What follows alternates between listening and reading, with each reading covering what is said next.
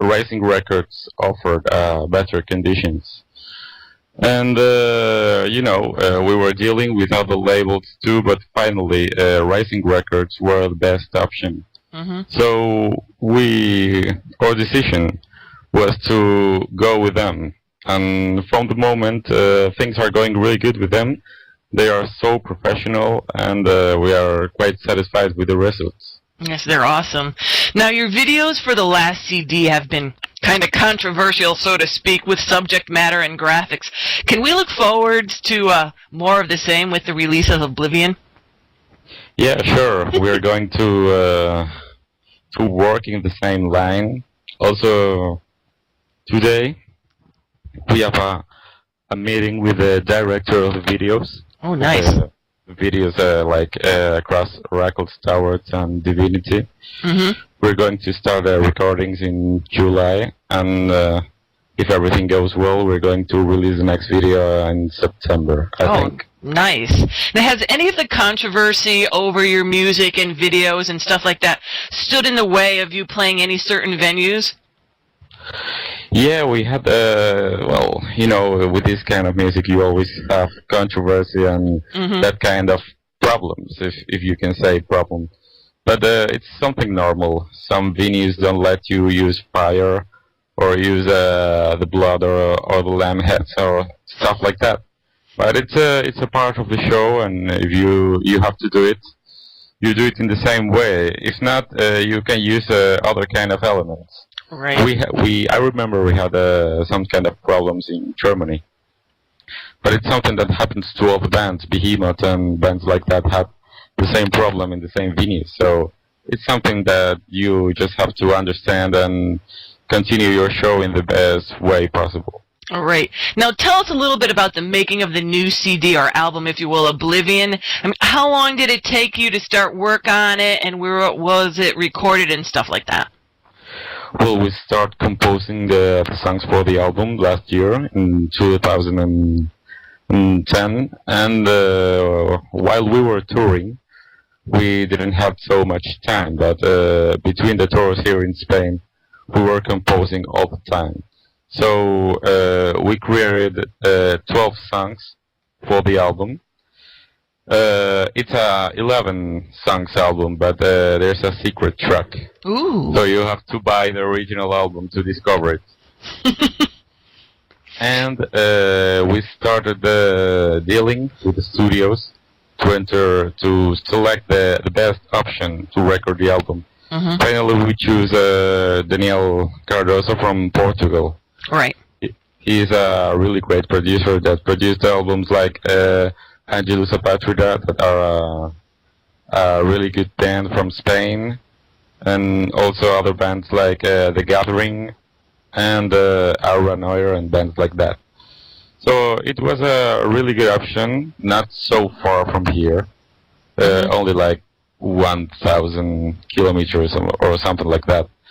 So we were near home, and I think this was a better, a better way of working than the last time in Austria. We were more comfortable, and we had clearer ideas, so everything was faster, and we could focus in the stuff, in all the details, so everything was more professional. Now, did you produce, and who produced this, and was it the same guy that produced Divinity? No, it wasn't the same producer. The last producer was one guy from Noisehead Records. His name is Mario Jessic. And this guy is a different guy from the label. We're now working with Rising Records, but Daniel Cardoso is a independent producer. He's an independent producer. So this way was really good because we weren't pushed by money things or label things and stuff like that. The producer was focusing all the time in the kind of sounding more fresh for the album, and trying the best mixes possible. Nothing linked with the label. All the label stuff became after. Right. Now, what's the basic subject matter for Oblivion, and tell us why you chose that name for a title as well. Well, in Divinity, we were focusing the concept of the album in the Atlantis civilization. Mm-hmm. This time is for the Mayan civilization, and Oblivion is a way to, to write about the decay of that civilization. We always talk about former civilizations and societies that were really strong. They had a system, really strong system, and no one could understand or why they disappeared. So we always talk about that, the same way that we think that is the same that is going to happen with us. So Oblivion is another way to write about the decay of the Mayan civilization. So that's basically your concept, right, for that whole CD? Yes, that's it. In this trilogy, Oblivion is the second album of the trilogy. Yep. And we are going to keep this message. After this, I don't know what we're going to do, but right now, we want to focus on this thing, Yeah, we always want to have surprises for the audience. So, in this time, we want to keep the secret after the trilogy. Because that was going to be my next question. God damn you! I was going to say, I know it's a trilogy, so I was going to, ask you if you had in mind what the third one was going to be already. So I guess we're just going to have to wait. Yeah, well, for the moment, we really don't know. We didn't compose anything for the next album because we want to have really fresh stuff and really fresh material. We used to compose a lot in the last years, but right now with all the stuff we gotta do, all the interviews, reviews, and all the tours we have to do, it's really more difficult to have a free time to compose songs and play. Now, what about the cover art? Is this the same artist as you used on Divinity as well, or do you have a new artist too? No, it's the same one. It's called Marcelo HVZ, Marcelo Vasco, and he's the same guy that worked with Slayer, Chop for a Cowboy, bands like Obituary or Dark Funeral also. It's the same guy. The different thing is that for Divinity, he created that cover before we start talking with him. So we basically choose that cover, and we said to him, "That's great. We want that cover for our album." And in this way, we knew him from before. Right. So what we did is to start the job from the beginning. So he created this cover from the beginning. We had all the ideas, so we put everything on the table, and in less than 2 weeks, I think, he got the final results. So he's very fast working. And he's good. I mean, the cover fits perfect with the music. Yes, that's it. We are really satisfied, more satisfied than the last album. I really like the cover from Divinity, but with this new album, I'm more satisfied in this way. Oh, it's awesome. It's awesome.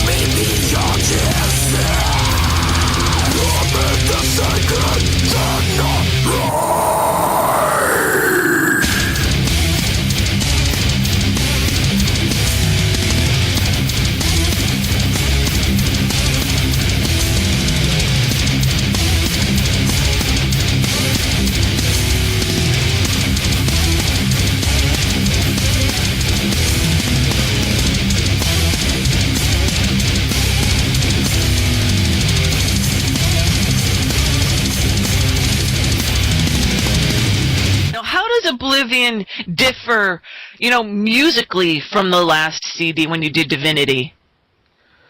Well, when we start Divinity, we didn't have really clear things. Mm-hmm. We wanted to do something really new, something fresh, but we didn't check anything before with full-length albums, really long albums. So basically, what you are going to hear when you are going to play Oblivion in your reproducer, your player, is that it's a more mature sound, mm-hmm. and it's harder because touring with such extreme bands, it's something that influenced us. So this album is harder. It's has more speed, more killer riffs in that way. And I think that the sound of the album, the kind of producing it, it's also a really good thing that you can feel while you are listening to it. I think everything is so more professional, and it's like the next level for Noctem with his job. Did you bring any different elements in for this CD? I mean, any kind of different usage of, different instruments or anything like that? Well, basically not. We were playing with the same instruments. Mm-hmm. We used a little bit of samplers. We also used a little bit of orchestra, like in the past album. But we like to keep the basic sound of 2 guitars, 1 bass, drums, and 1 singer. Mm-hmm. Maybe for next albums we're going to use this. To use a lot of sampler, background tracks, and these kind of things. But for the moment, we want to be this like more, I don't know if fresh is a word, but sure. You know what I mean. Sure, yep. Now, the teaser for Oblivion that you guys had up online there, that little video clip, was awesome. I mean, there was nothing like that with Divinity. So, I mean, just